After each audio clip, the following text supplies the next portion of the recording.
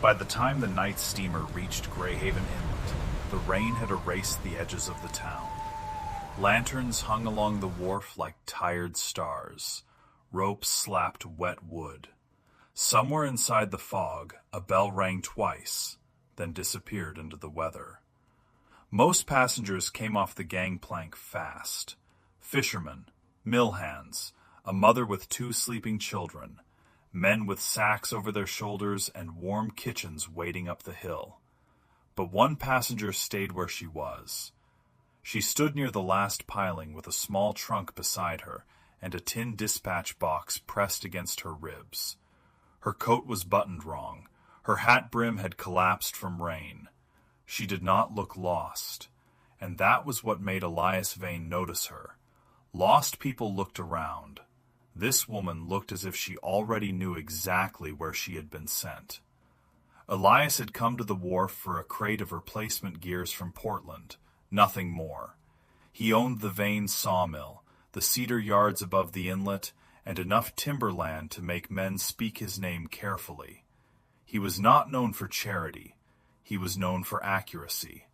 Contracts written clean, crews paid on time, and a house on the ridge where no music had been heard since his wife drowned 7 winters earlier. He should have walked past the woman on the pier. Instead, he stopped. "You have someone meeting you?" She lifted her face. Her eyes were gray, steady, and far too awake for a woman standing alone after midnight in January rain. "No. The town sleeps early in weather like this." "I noticed." Her voice was quiet, but there was no softness in it, not the kind people used when they wanted rescuing. Elias glanced at the dispatch box under her arm. Cheap tin, dented at one corner, held closed with a leather strap. She gripped it like a person grips a thing that might accuse her if she lets it go. "The harbor house will still have a lamp burning," he said. "Tell Mrs. Bell that Elias Vane said to put you in the blue room. She will not argue." The woman studied him, not with surprise, with recognition. "Thank you, Mr. Vane." He had not given his name. For a moment, the wharf seemed to hold its breath. Then Elias reached for his crate, signed the steamer ledger, and left her there with the sound of water knocking beneath the pier. Her name was Clara Whitcomb. By breakfast, half of Greyhaven knew that much. By noon, the rest knew a little more. She had come from San Francisco by way of Portland. She had neat handwriting, careful manners, and a recommendation from a shipping office that no one in town had reason to distrust. She said she was looking for clerical work, and Greyhaven, with its mill, customs books, timber contracts, and overworked post office, seemed a practical place to start again. That was true. It was not the whole truth. The whole truth sat beneath the loose lining of Clara's trunk in the form of 3 folded papers. A survey map, an old coastal access claim, and a letter written in a hand she wished she had never seen. Those papers were not enough to steal Elias Vane's land outright. They were worse than that. They were enough to make his ownership uncertain, enough to invite a lawsuit, enough to frighten investors, freeze shipments, delay wages, and bleed a man dry while lawyers decided what his grandfather had meant 40 years earlier when he marked a boundary by a fallen cedar that no longer existed. Clara had been ordered to deliver the papers to a man named Silas Rusk. Rusk was not coming to Greyhaven himself. Men like him rarely walked into mud when they could send someone cleaner to do it for them. In Portland, he had placed those papers on a desk, told Clara exactly what her dead brother had forged before he died, and explained what would happen to her mother if that old shame became public. He had not raised his voice. He had not needed to. "You will go to Greyhaven," he had said. "You will be seen as harmless. You will learn whether Vane's office still keeps the original deed books on site. Then you will pass my packet to the contact I name." Clara had asked why he needed her. Rusk smiled as if she had asked a childish thing. Because men inspect other men at the door. They do not inspect a woman carrying ink and invoices. So Clara came, and on her first night in Greyhaven, the man she had been sent to ruin made sure she had a dry bed. The town tested her in small ways. Mrs. Bell watched whether Clara complained about the damp room. She did not. The postmaster watched whether Clara could sort coastal mail without confusing the fishing camps. She could. The mercantile owner watched whether she added columns twice. She added them 3 times, and found his mistake. Within 10 days, Clara had work at the post office in the mornings and ledger work at the shipping office in the afternoons. That was how she learned Greyhaven. She learned the rhythm of tides and wages. She learned which families owed the doctor, which men drank on credit after a bad week at the mill, and which names made conversations lower. She learned that Elias Vane came into town only when necessary, and that even then the streets changed around him. Hats tipped. Men stood straighter. Voices measured themselves. She also learned that he was not feared in the way Rusk had described. Rusk had called him a timber king, a cold widower, a man sitting on land he did not deserve. Greyhaven called him difficult, yes, private, severe. But when a mill worker's roof split in a storm, Vane's men repaired it before sunrise. When the school stove cracked, a new one arrived without a bill. When an old fisherman died owing half the town money, Elias bought the boat at auction and left it with the widow. No speeches, no credit. Just a thing done, then silence. Silence made Clara's task harder, because cruelty is easy to betray. Decency asks questions. The first real opening came in February, when the mill office clerk took pneumonia and the shipping books fell 2 weeks behind. Elias Vane needed someone who could read freight receipts, payroll figures, and timber contracts without drowning in ink. Everyone in town recommended Clara. She almost refused. That would have been the cleanest thing. Refuse the work. Leave Greyhaven. Take the steamer south and let Rusk find another hand. But Rusk had sent a letter 3 days earlier. 1 sentence, no signature. Your mother remains comfortable while you remain useful. Clara burned the letter in her wash basin and went to the mill. The Vane mill stood where the river met the inlet. All smoke, wet timber, iron teeth, and thunder. Sawdust clung to the mud like yellow meal. Men shouted over belts and blades. The whole building seemed alive with the hunger of machinery. Elias met her in the office above the floor. It was plainer than she expected. A desk scarred by years of use. Shelves of ledgers. Maps pinned flat under brass weights. A photograph turned face down near the window. He noticed her notice it. "My wife," he said. Clara looked away before pity could show. "I'm sorry." People usually are. There was no bitterness in his voice, only fatigue, as if grief had become a room inside him, and he had grown used to walking around it in the dark. They worked without much conversation that first day, then another, then another. Clara learned his accounts were precise. His temper was controlled. His trust was not freely given, but once given, it had weight. She learned that he kept the original deed books in a locked cabinet behind his desk. She learned where the key was. She learned exactly what Rusk had sent her to learn. And every new thing she learned felt less like progress and more like dirt under her nails. Elias noticed details, too. He noticed how Clara paused whenever old land records came out. He noticed how she never set her dispatch box beyond arm's reach.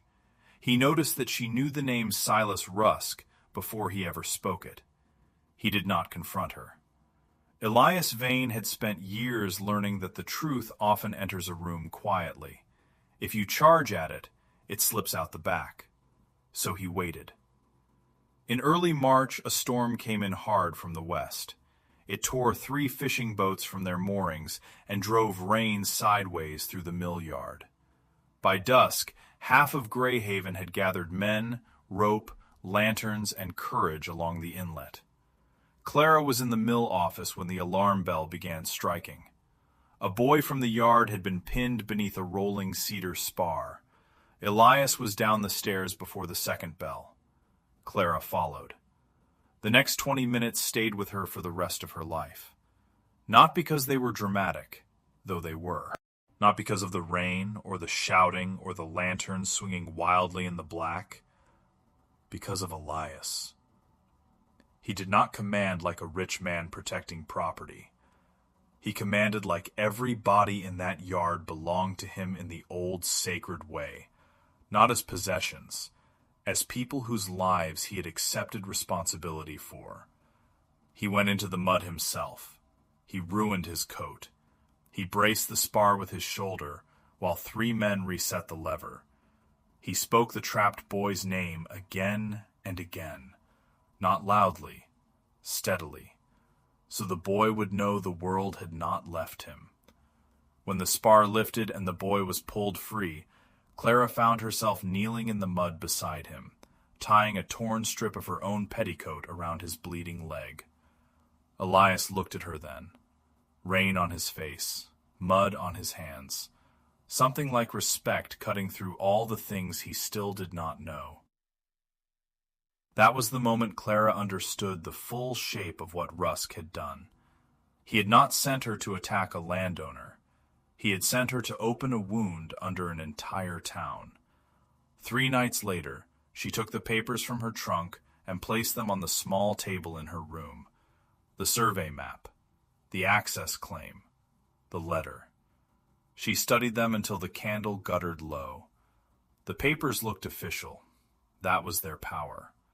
A red seal, a measured line, a name written in brown ink. Enough history to sound possible, enough vagueness to be dangerous. But now Clara saw something she had missed before. Not proof. A weakness.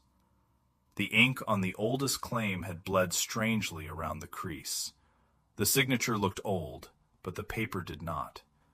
Her brother had once taught her things about paper, seals, and how a clever forgery survives not because it is perfect, but because most honest people are too embarrassed to doubt what looks official.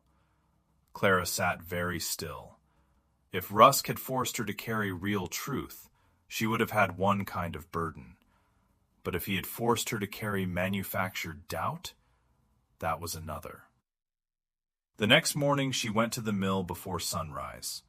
Elias was already there. A lamp burned on his desk. Rain tapped the windows.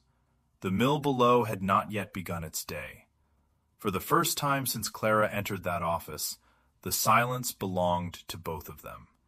She closed the door. Elias looked up. "You are early." "Yes." Her hand tightened around the dispatch box. "I need you to listen before you decide what I am." Something in his face changed.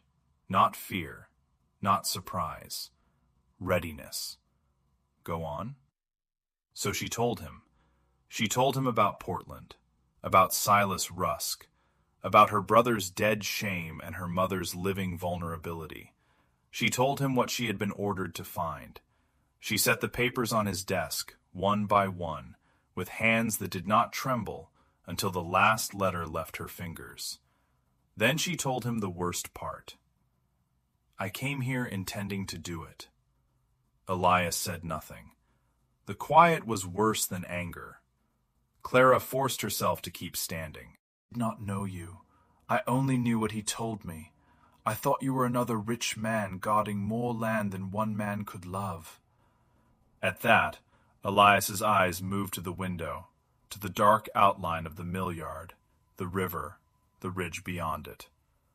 "And now?" "Now I know that was the lie that made my conscience easier to manage." He unfolded the survey map.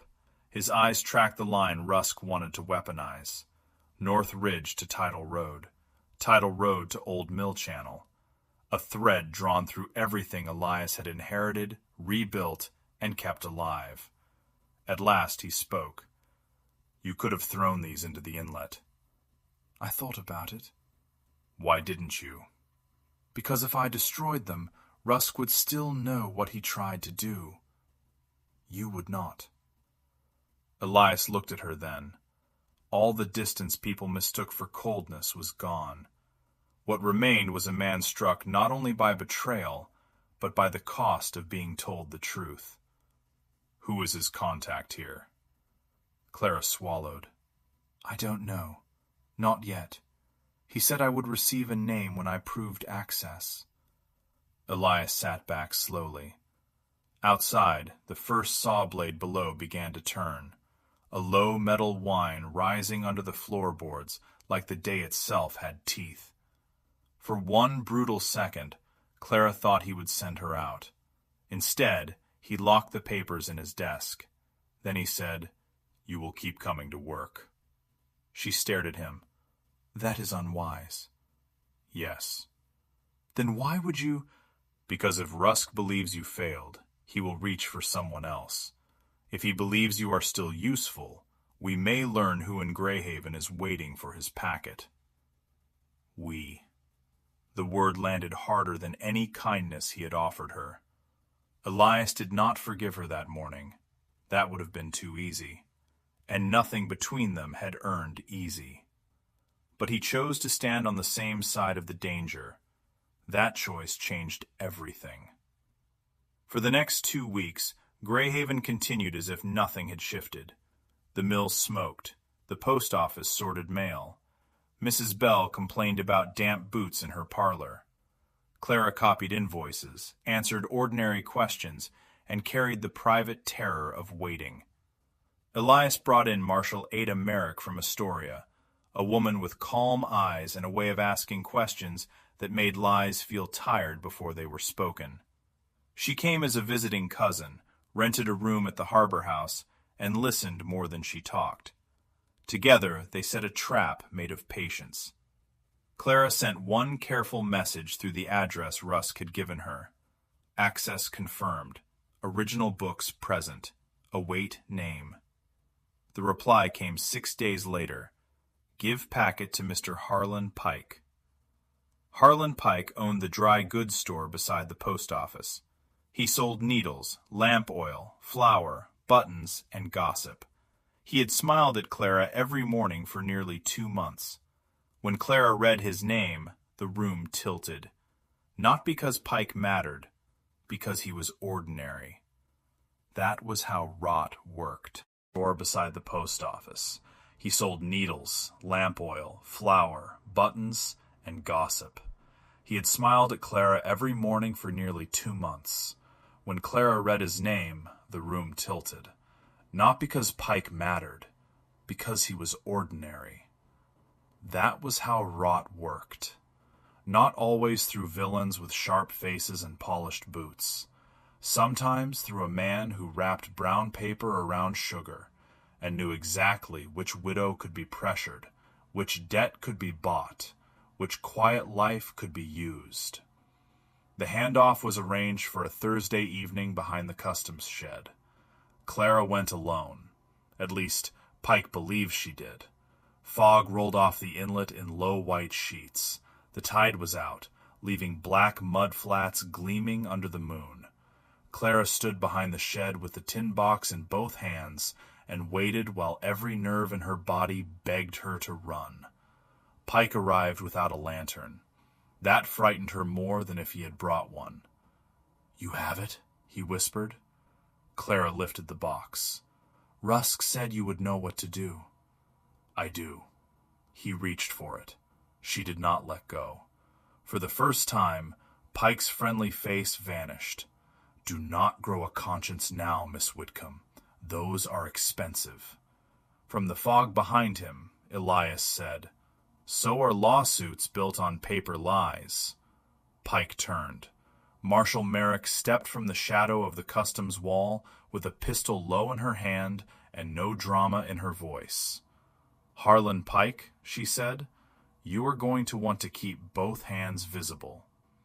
Men like Pike always looked smaller once the hidden room around them lost its walls. He tried to talk, then explain, then blame Rusk, then claim he had misunderstood. Marshal Merrick let him spend every version of himself before she took the sealed letter from his coat and the payment draft from inside his boot. By morning, Silas Rusk's trap had a name, a witness, a forged instrument, and a money trail. That did not make the problem vanish. Real danger rarely leaves in one clean scene. There were statements to sign, lawyers to notify, deeds to examine, old survey markers to locate in cedar mud and salt grass. Elias spent days with attorneys, nights with ledgers, and more than once Clara found him standing alone by the office window, looking toward the ridge, as if measuring what a man can lose even when he has done nothing wrong. She offered to leave Greyhaven after her statement was complete. He did not answer at first. Then he said, "Do you want to leave?" It was the first question anyone had asked her in months that was not designed to trap her. Clara thought of her mother, of her brother, of Rusk's quiet office, of the wharf in rain, of a boy pulled from under cedar, of Elias saying "we" before he had any reason to. "No," she said, "but wanting is not the same as deserving." Elias turned from the window. "No, it is not." The words should have cut, not make mercy cheap. "Stay until the matter is settled," he said. "After that, decide as a free woman." A free woman. Clara had not realized how long it had been since any future had sounded like it belonged to her.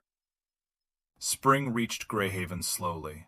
It came first as a change in the rain, then as green returning to the logged hills, then as boats staying longer at the docks because the wind no longer punished every man who trusted it. The survey was settled in Elias's favor by May. Rusk withdrew before the inquiry reached Portland Court, which was its own confession. Harlan Pike sold his store at a loss and left town before anyone could pretend not to watch. Greyhaven learned only part of the story: that Clara had helped expose a scheme against the mill, that Elias Vane had been nearly robbed by paperwork, that Pike had been a fool, or worse. People filled the gaps according to their nature. Clara stayed. Not because everyone welcomed her at once. They did not. Trust returns slowly in small towns, and sometimes not at all. But Mrs. Bell kept her room. The postmaster kept her morning hours. The mill office kept a chair for her by the window. And Elias Vane, who had spent 7 years being treated like a house with all its curtains drawn, began walking into town when he had no errand urgent enough to justify the trip. At first they spoke of work, then books, then the weather, then Ruth, his wife, whose photograph was no longer face down. Clara learned that grief had not made Elias hard. It had made him careful. Elias learned that guilt had not made Clara weak. It had made her honest at the one moment dishonesty would have been easier. By late summer, people stopped pretending not to see them together. By autumn, no one was surprised when Elias crossed the street after church and offered Clara his arm in front of everyone. They married the following April, in the small chapel above the harbor, with rain on the windows and cedar boughs over the door. No one called it a fairy tale. That would have insulted what it cost. It was not a story about a woman saved by a powerful man. It was not a story about a lonely widower healed by love, as if love were a clean bandage. It was a story about a lie that almost became legal because decent people were expected to stay quiet, and about two people who did not. Years later, when storms came in from the west, and the lamps along Greyhaven Wharf blurred in the rain, Elias would sometimes find Clara standing at the window with their son asleep upstairs and the old tin dispatch box on the shelf behind her.